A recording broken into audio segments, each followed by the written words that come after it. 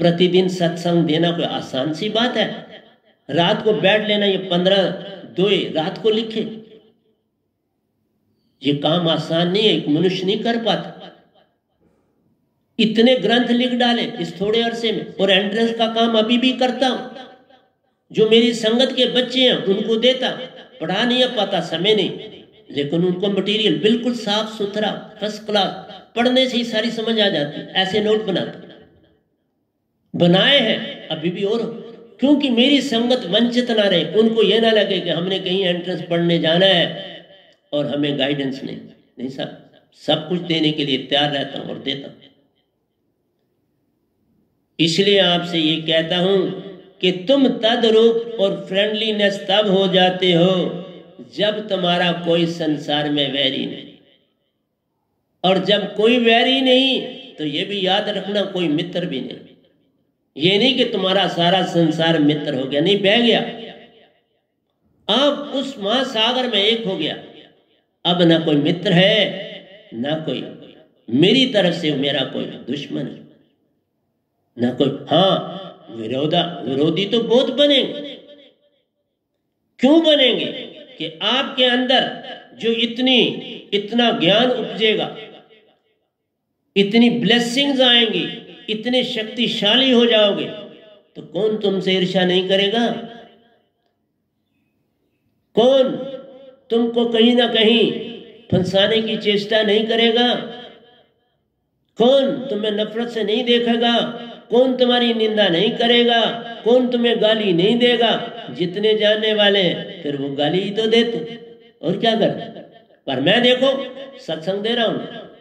कल भी मैं एक जगह एक फैमिली को, उनके 3 बच्चे मेरे पास डॉक्टर बने, बेटा उनका डॉक्टर पढ़ के मेरे से बना, बेटी उनकी मेरे से बन के बनी, और उनकी बहू मेरे पास डॉक्टर बनी। 3 को डॉक्टर बनाया। और परसों मैंने अपनी प्रेसिडेंट को भेजा, जाओ उस फैमिली के पास पूछो क्या वो मेरा सत्संग सुनना चाहते हैं, अगर सुने तो दे। लेकिन मैंने मुझसे एक हिदायत और दी थी, मैंने कहा जेंट मिलेगा तो उसको सुनाना, अगर जेंट ना मिला तो वापस आना।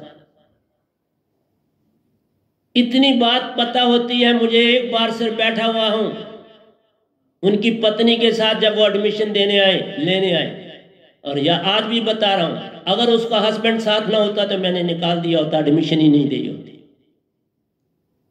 पर हस्बैंड ने चीज को संभाला, तो मेरे पास एडमिशन लेना आसान काम नहीं था, बहुत कठिन काम था। मैं बच्चा आता ही था तो बांप लेता था, ये डॉक्टर बनेगा कि नहीं बनेगा। एक फैमिली में एक बच्चा आया, उसको मैंने पढ़ाया, डॉक्टर बना। दूसरा आया, उसको मैंने 2-3 दिन वॉच किया, वो MBBS का डॉक्टर नहीं बन सकता था, कुछ कहे बिना वो अपने आप ही चला गया, फिर वो MBBS का डॉक्टर नहीं बना। मैं इतना उस समय भी सब कुछ जानता था। और फिर उस लेडी ने समझो शॉर्ट वर्ड में लेने से एक किस्म का इनकार किया, यही कहा कि हम उनसे खुद ले लें, मैं किसी से डायरेक्ट नहीं मिलता। मेरा मिलना ही वो है, जहां मैं प्रेसिडेंट जाएगी तो वो मेरा मिलना है, और क्या मिलना है। मेरे पास इतना टाइम है, अब आपसे भी बातें करूं, सत्संग भी करूं, लिखूं भी, एंट्रेंस का काम भी, बड़ा काम, और सारी सफाइयां झाड़ू, मुझे 1 सेकंड भी फ्री नहीं मिलता। मैं खड़ा किसी से कोई बात, कोई संगत का भी होता, और दिन में उसको भी कोई एक ही फोन करता हूं, या एट द मोस्ट 2। इसलिए प्यारी सत्संग जी, जब तुम्हारी मेरी तरफ से ब्रह्मांड में मेरा कोई दुश्मन नहीं, कोई मित्र, जब ना कोई दुश्मन रहे ना मित्र रहे, उसका नाम फ्रेंडलीनेस है। उस समय तुम तद्रूप हो जाते हो, फिर तुम में सत्य भी आ गया, प्रेम भी आ गया, आनंद भी आ गया, और शांति भी आ गई। मैं भी अमतान लेता हूं कि जिसके 3 बच्चे मैंने कभी डॉक्टर बनाए थे, आसान बात नहीं होती बाबा, बड़ी ताकत होती है तो ऐसा होता है। लेकिन उन्होंने देखा सत्संग सुनने से भी वापसी करी, अब वहां दुख नहीं आएंगे तो सुख कहां से आएगा? इसीलिए इंसान दुखी होता है जब संतों को धिक्कारते हो और झूठ को पुकारते हो। उनको क्या पता कि क्योंकि जिस बंदे को मैंने को भेजा था वो बीमार, मुझे इधर से सब पता, और वो अगर सत्संग सुनता तो ठीक होता चला जाता। मेरी ही एज का है, मेरे से बड़ा नहीं। इसलिए प्यारे सत्संग जी, संतों को पहचानना आसान नहीं। पूरा ब्रह्मांड संत के इशारे पे चलता है, याद रखना। इवन जिस भगवान को आप मान रहे हो ना, वो भी मेरे इशारे पर अब चलते हैं। सतपुरुष ने वो लगाम सब मेरे हाथ में दिए। कोई भी ऐसा नहीं ब्रह्मांड में। मैं एक बार किसी मेरे साधक का मकान बन रहा था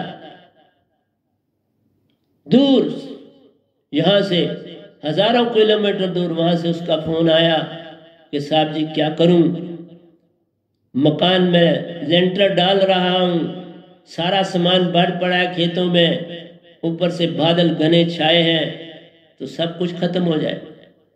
मैंने उसे इतना पहली बार कहा, तुमने बनाने से पहले मुझे क्यों नहीं फोन किया? तो भी मैंने कहा अच्छा मैं करता हूं। आधे घंटे में सारे बादल JNK की तरफ और पंजाब की तरफ खींच डाले। बोला निरंकार को ऐसा कर दो, और हो गया। आधे घंटे में उसका फोन आया, हो गया सब ठीक, आसमान क्लियर हो गया। मैं लोगों को रिहाड़ी में कितने लोगों को ठीक कर रहा था, फिर छोड़ा, बोला ये काम इसी में उलझ गए, अब नहीं करता।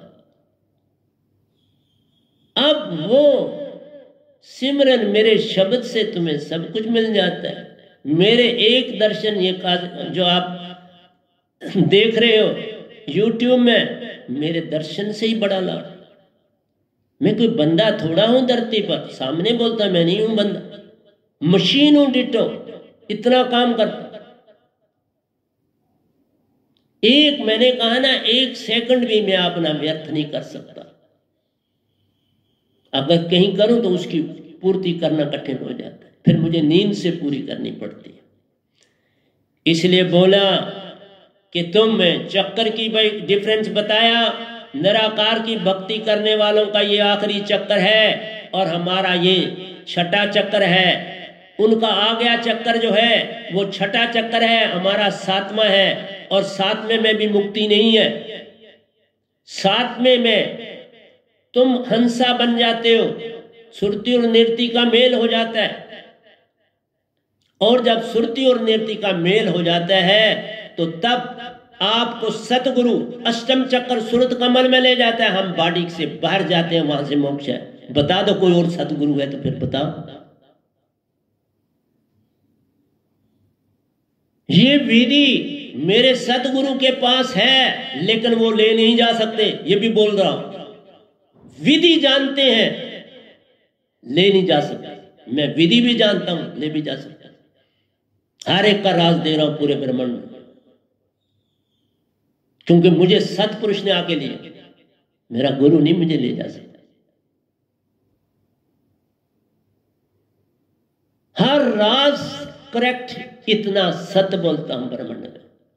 मार दो मुझे, कोई फर्क नहीं पड़ेगा, मैं मरा हुआ बॉडी को मैंने अब क्या करना, जब चाहो इसे मार दो, लेकिन गड़ी अब परमिशन नहीं ले रही। तो प्यारे सत्संग जी, प्यार से कहिए सतगुरु सतनाम सत साहिब जी, सतगुरु सतनाम सत साहिब जी। बाउल सतगुरुदेव महाराज की जय, सतगुरुदेव महाराज की जय, सतगुरुदेव महाराज की जय। आज के सत्संग के आनंद की जय, आज के सत्संग के आनंद।